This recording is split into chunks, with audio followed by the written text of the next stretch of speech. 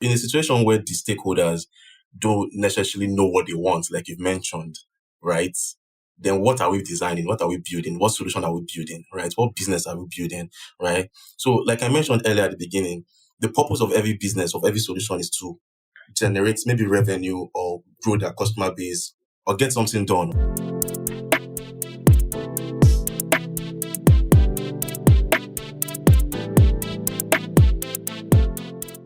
On this episode, we're joined by Gabriel Inyamah, a talented product designer who has developed multiple B2B and SaaS solutions over the years. We talk about his process for designing user-centric products, what is important when building for users, and when it's the best time to redesign a product. All right, enjoy the episode.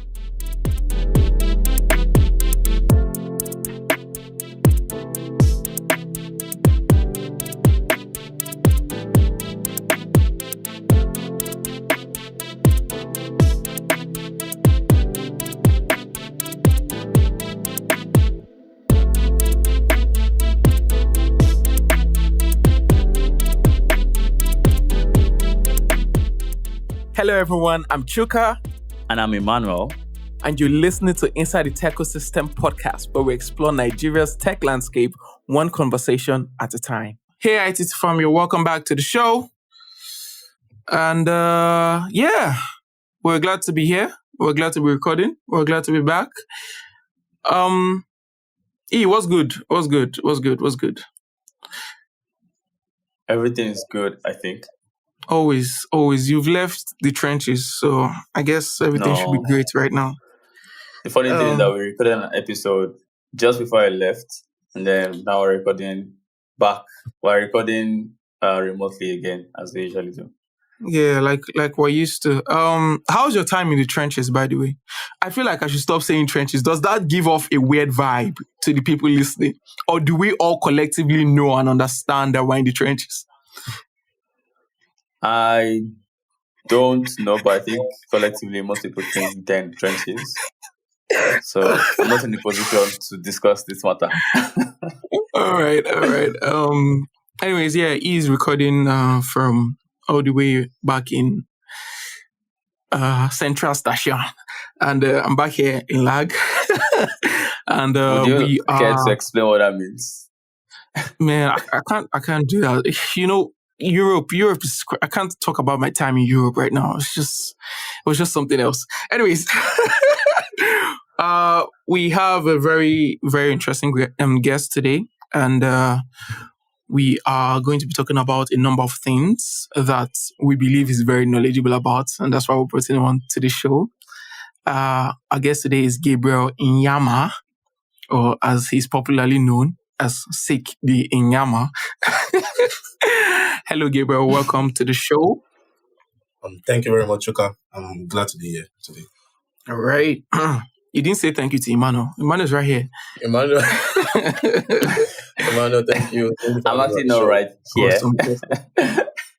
No, you're here with us regardless. Actually, Gabriel and I have worked together in the past, and I have followed and watched a lot of Gabriel's work in terms of, things he's been working on and whatnot. And I think Gabriel is a really talented designer and is really talented in his field. And Gabriel has also been part of a number of interesting projects. And we are going to be talking about some things that goes into his process while he's delivering awesome work. So Gabriel, would you mind telling us how you got into tech? We'd like to hear the story. I mean, my journey into tech was a bit, unusual, right? I studied biochemistry back in school, so going to tech was not something that I saw down in my career path, right?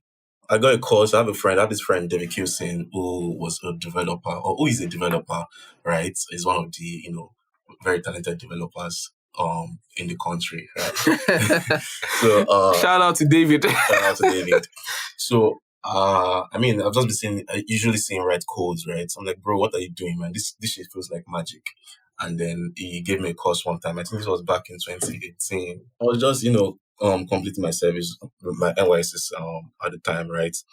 Out of board, I was bored one day and I decided to just take a look at the course, right? And this guy was talking about design. Was one white guy, one Adobe XD course, right? It was UI design basically. And he was just talking about design, and I'm like, ah man, so design is everywhere. Oh. It's not just the mobile application you build, right? Even down to things like around us, right? The door, even your door, right? It was designed for a purpose, right? Things were being designed for purpose, right? Your AC, right? Someone did not just wake up one day and say, "Oh, I want to build AC," right? So Yeah. there was a need for it, right? And I got fascinated by design ever since then, and worked my way up through internships. I got a job. Just paying very little at the time, like 50K.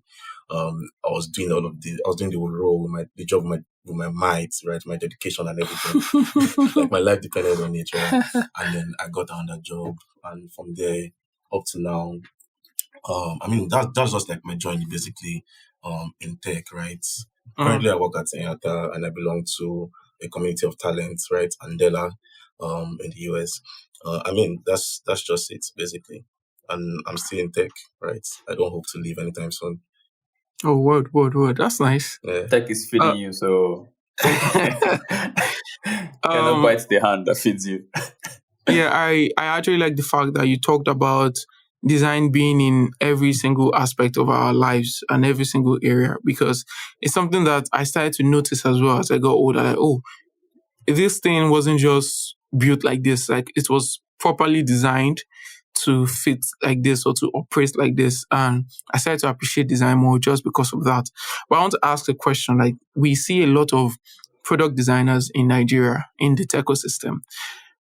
But literally almost, in fact, I could actually say every single one of them, the products in their product design title or product designer title is digital product. Have you met any product designer that we actually had one on the show, right?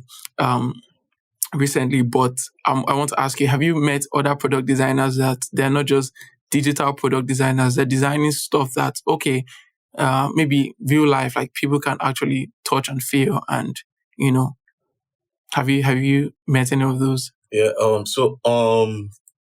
I know of someone, right? I met one guy. Um, I can't really remember his name, right? He spoke at Lagos Meet one time. Is a 3D designer, right? So he designs like 3D models. And then he prints these models, and people can you can touch and use it, right? Okay. On LinkedIn everywhere, right? You mostly see designers, product designer, I'm a product designer, digital product designer, right? They're building just digital products, but even I myself wanted to dive into 3D design at some point, right? Because I was fascinated by that niche, right? I wanted to delve into it. But along the line I started to lose interest and I picked it back up again. It's still something I'm still learning, right? So yeah, I've met a couple of 3D model designers, 3D designers. I know some of them as friends also. So yeah. Okay, but like apart from, because 3D still seems it's digital to me until it comes out. Like if it doesn't come out, it's still digital. Yeah. All right. So yeah, you talked about changing jobs, increasing salary, and whatnot. From when you first started as a product designer, right? Interesting story, by the way. Can you tell us about some of the industries you have worked in or worked at, and which one did you find most interesting? Okay. I think far back as 2019, I worked with a startup, Launchbridge, right? So Launchbridge was building this product called Costigro. It was a SaaS product for it was an inventory management solution, basically a SaaS product, right? I've also worked with Avo Finance, which was a fintech. I think they're closed now. It was a fintech at the time before it got acquired. But I think for me, the interesting project I've worked on or company I've worked with was Connie Health at the time. So Connie Health is a health tech company, right? So they're building like trying to digitalize health tech processes, right? You see a lot of hospitals these days, right? They're still doing things the manual way, with paper and whatnot, right? So Connie Health trying to digitalize all of those like that processes, right? And I think after Coney Health, I still worked on three more health tech products. So I think I'm quite interested in that field, right? It's something it's a field that I find quite interesting, because there's not a large number of players in the field, right? As opposed to fintech, everybody's doing fintech these days. I mean, I find fintech also interesting too, right? I've worked on a couple of fintech products, but I think anytime any day you wake me tomorrow, I'll tell you if it's a health tech product, I want to jump on it, right, and do it. So yeah, I mean, for me, I think that's it basically. Interesting.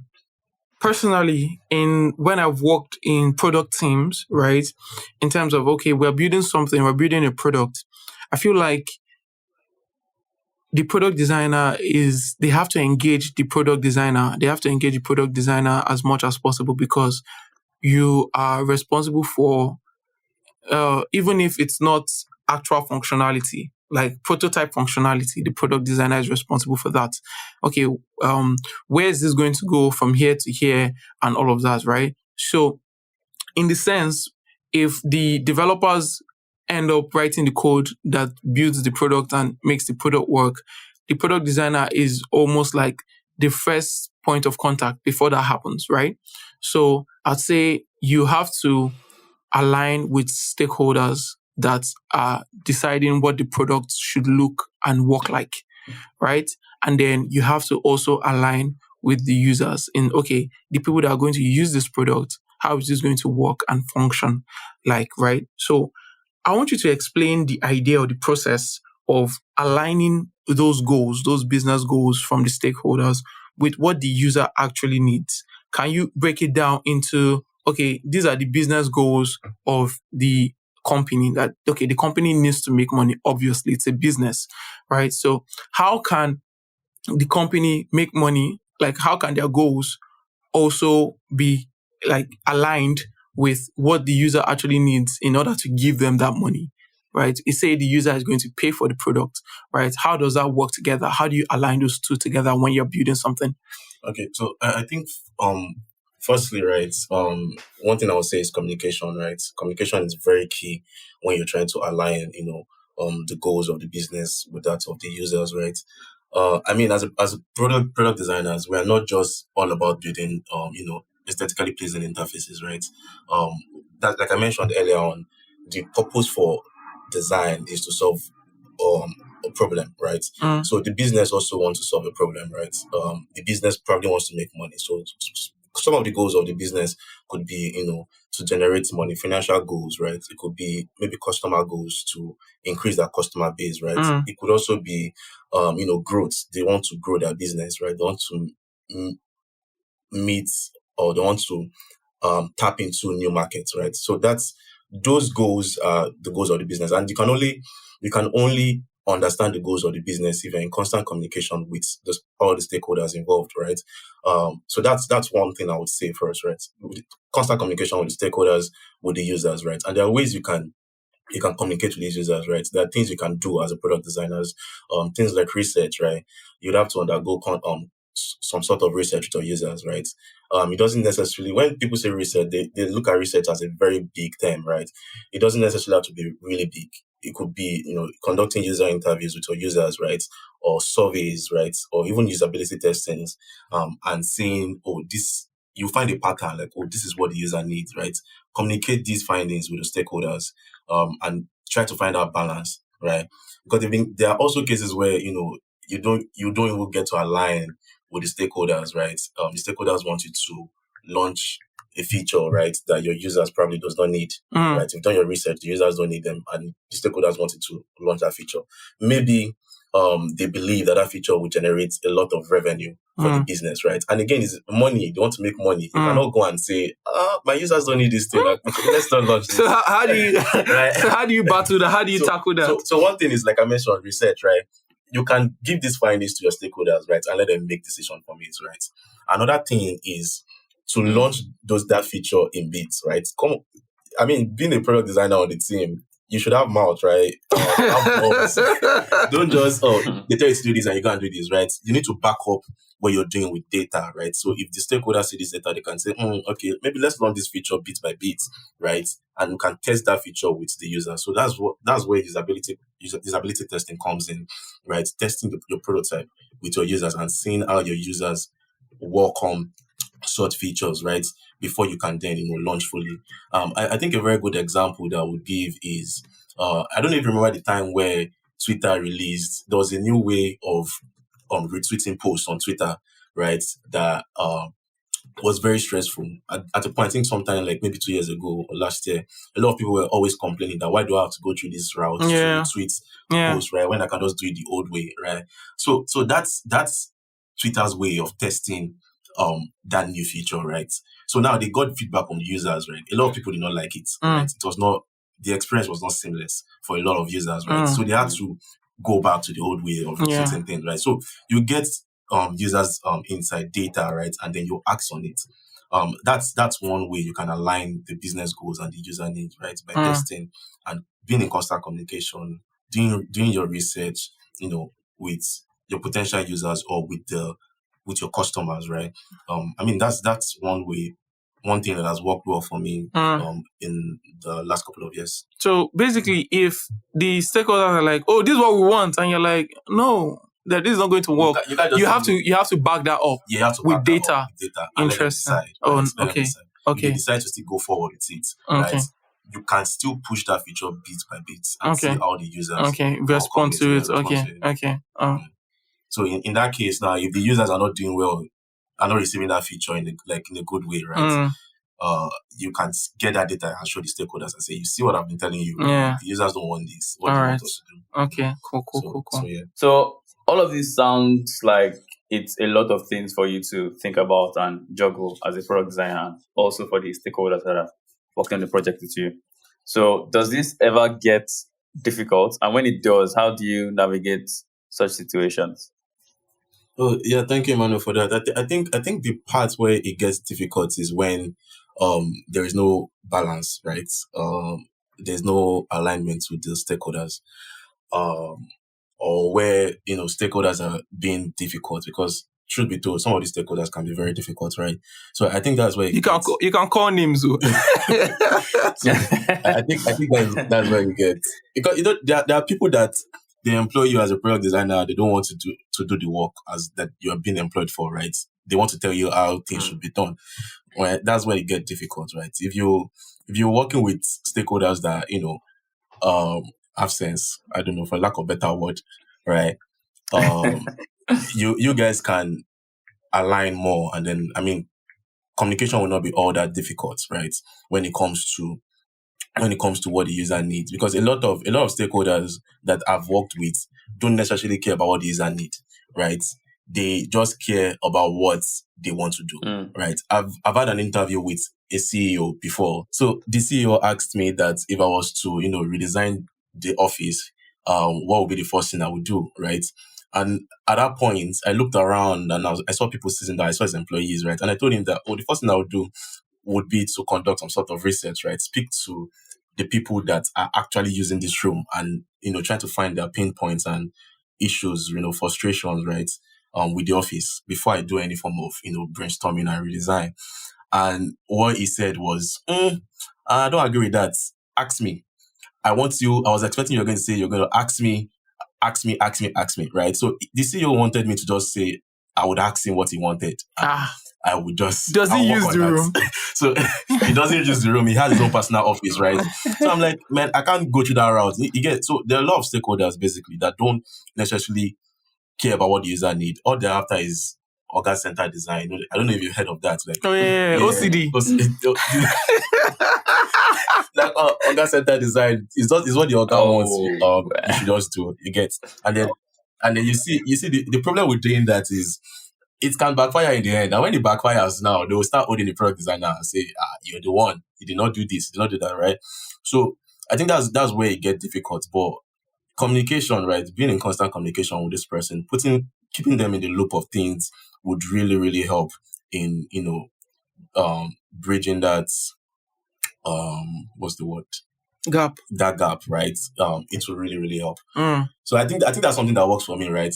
I mean, even with clients that I've worked with, make sure that, because I work with, agile methodology, make sure that we're keeping these clients in the loops of things, right? Every week we are always having constant, meetings with the clients, trying to tell them what's up, or we need to do some sort of research, we need to clarify this, we need to do some sort of testing, right? So it was certain that when this product hits the market, the users will, welcome it, right? That's one thing that would help communication with the client, basically, or with the That stakeholders makes involved. a lot of sense. Makes a lot of sense. Emmanuel, have you been in situations where the stakeholders also don't want you to do your job, where it's just like, if you were to rebuild this product, Yes, what is the yes, first thing you yes, would do? yes. How did you Many navigate that? times, many times, many times. To be honest, it depends on the stakeholders. If there are stakeholders who can listen to you. So for example, let's say you're having a problem working with them and you are able to tell them, look, I have a problem with this and that. And they are able to, hear your own point of view and correct course. Then they are able, that means you're able to fix the problem. But there are some stakeholders I've worked with in the past that they don't see a problem when I'm seeing it. So the only thing I can do is either just sit with it until the project is done and I run away, or just quit midway. So it's all up to the stakeholders. You cannot do everything on your own. You need the team. Mm, I was going interesting. through LinkedIn the other day, like I always do. LinkedIn is my own social media. Actually, So I you saw are a getting old, post. bro. No, I'm getting more professional. Okay. So I saw this post from Linear's CEO. So Linear is a productivity software for teams and companies.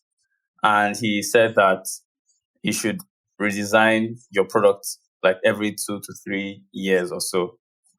So Gabriel, what do you think about this? Is this something that you also recommend, or you think you should redesign based on like something? Let's say your company is changing direction. You should never redesign just for the fun of it, or you should never redesign on what's it called, on a schedule.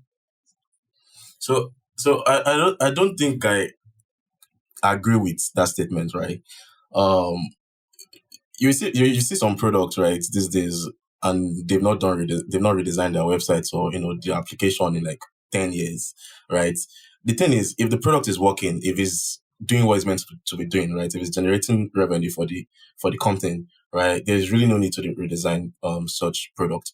But then again, I'm not sure if you've seen products with HCUI and some HCUX in a way, but then the product works, right? The company is able to generate revenue, is able to onboard more customers, right? It just works, maybe because their sales team is doing a very good job, right? If your product fails it, right, there's a need to do some sort of research and know why your product is failing it, right? It's failing that evaluation, and then Mm. there's a need to want to redesign your product, right? Say for example, the checkout flow for your product is not, the experience is bad, right? Say the experience is bad now, for example, and it takes every user 20 minutes before they can check out. There is something wrong with that flow. Obviously, there's something wrong with that flow. I shouldn't check out within 20 in 20 minutes, right? So there's a need to want to reevaluate it and say, oh, in this architecture, um, in this flow, in this user flow, how can we shrink this down to say, oh, 3 minutes, everybody can check out, right? So those are like scenarios where you might want to consider redesigning your product. But if your product is good, it's generating revenue, you're onboarding customers, there's growth, and you just say, oh, because Linear CEO said every 2 to 3 years we should redesign our product, and you go and get a team to redesign your product, that you're just going to incur more costs, right? And that's something that businesses don't want. You don't want to incur costs. They are looking for ways to cut down costs, right? So are you saying that if your product works and solves every problem, it should Don't fix stay it. the same way? Like Nairaland. Neuralink.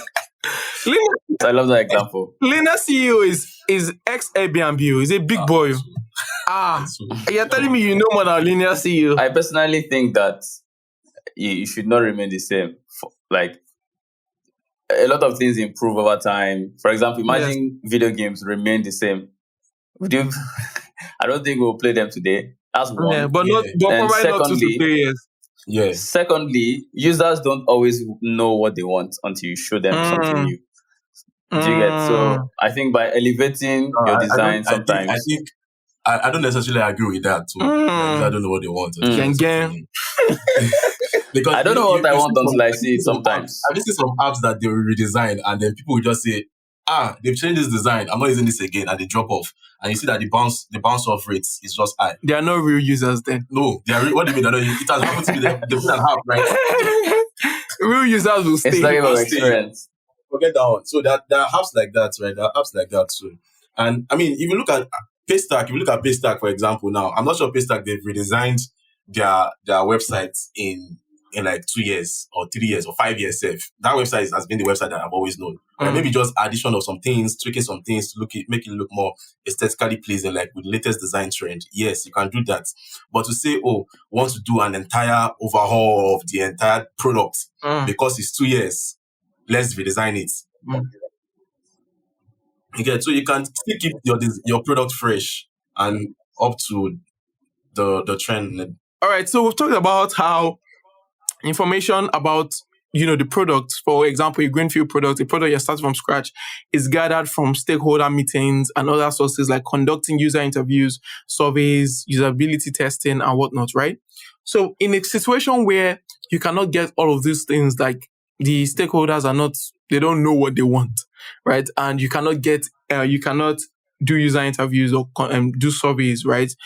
How can you put yourself in the position of a user to know what a user wants? And I'm asking this because sometimes on social media, we see a lot of designers create fictional products, right? Like, I don't know, they just come up with very, very crazy ideas for a social media platform and stuff. And we all know that, okay, this is for practice, or they are not really going outside to do interview that, would you people like a social media that can give you wings? I mean, that makes absolutely no sense, but you get the point, right? So how would you put yourself in the position of a user or a potential user for a product you want to design? Or is that just completely a bad idea? You should never do that. Okay, so with what you've just said now, this is a very good question, right? And this is one of the reasons why most startup fails, right? When they don't do proper research or validate that idea, right? In a situation where the stakeholders don't necessarily know what they want, like you've mentioned, right? Then what are we designing? What are we building? What solution are we building, right? What business are we building, right? So like I mentioned earlier at the beginning, the purpose of every business, of every solution is to generate maybe revenue or grow their customer base or get something done, right? There should be an idea. First of all, you should have an idea of what you want to do, right? If you don't have the resources to do research or speak to users, right? There are other methods you can use, right? So now it doesn't necessarily have to be something that is very big, right? So the technology today's technology has made it easy for us to do what's called virtual research, like virtual interviews, right, with users. You don't need to spend so much to do all of these things. You literally have to spend 0 naira to do these things, right? So I would advise What about every data? It's spending. data. I mean, we all have data on our phones, right? Who is we? Data. Who is we? We can all afford data, right? So you need to do these things. Gabriel is just out here assuming, and that's wrong. So no, you need to do these things. That's the point I'm trying to make. You cannot just build a product based on vibes, right? Because it sounds like you want to build a product based on vibes, right? Recently I heard the Peer. I don't even know if you've heard of the Peer. The Peer, they are closing down their operations now, right? And then one of the problems was they did not do research in the Nigerian market before they launched, right? So that is what will happen if you're building a product Sorry, based on vibes, right? Did they build for other countries? I cannot answer that. I don't think Gabriel operating in Nigeria. Okay. But basically, right? Basically, you need to do some sort of research. All product that I've done, right? All the product that I've worked on, the stakeholders have done some sort of research, right? Even though it's little, right? Then what I can do as a product designer or if I'm working in a team with product managers and product owners, is to validate those ideas, right?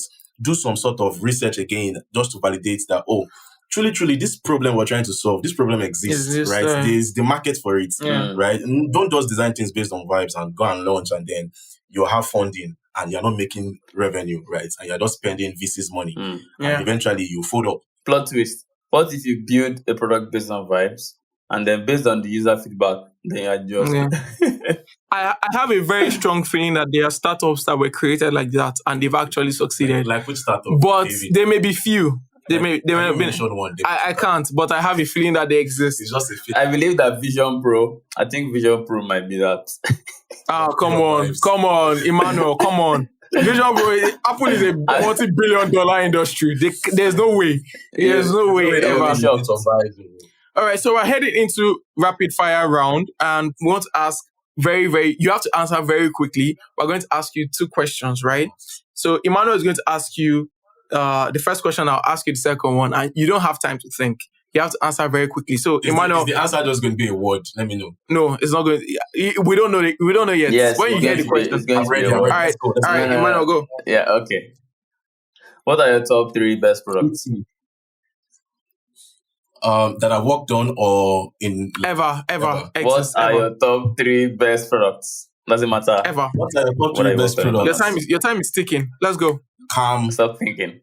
Apple Music, and then Twitter. What? Calm.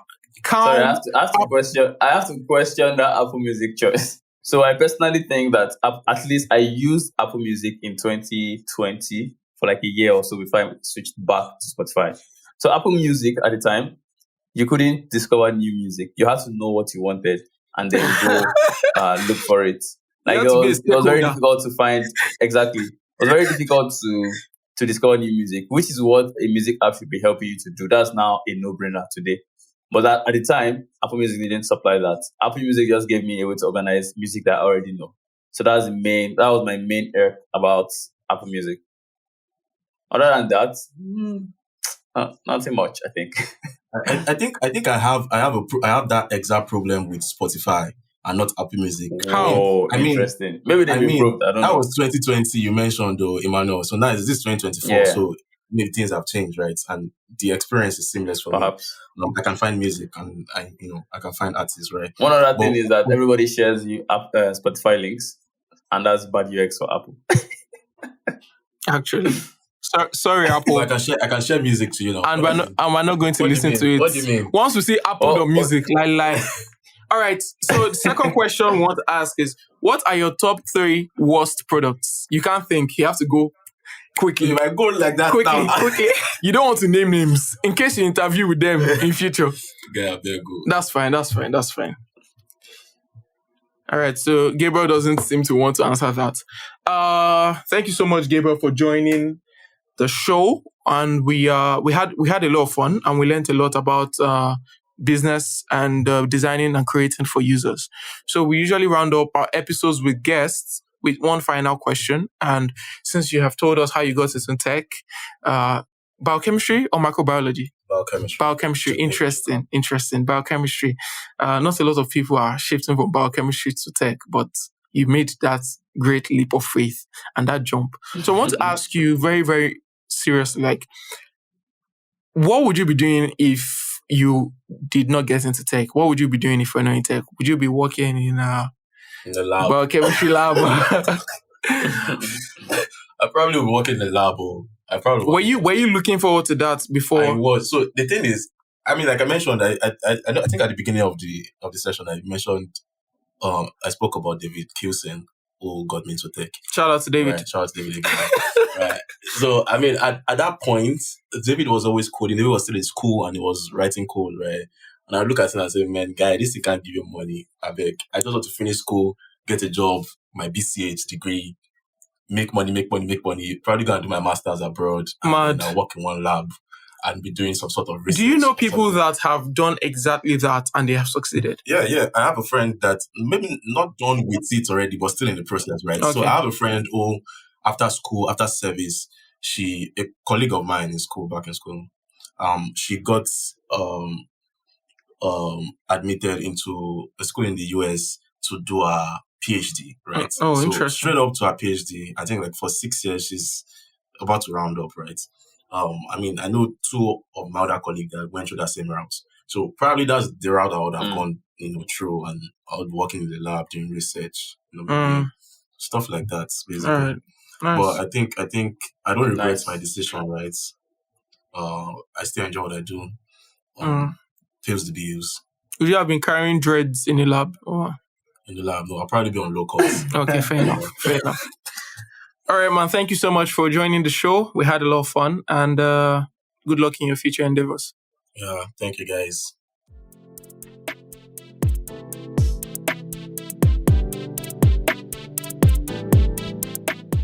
Thank you so much for listening to this episode. We release new episodes every month.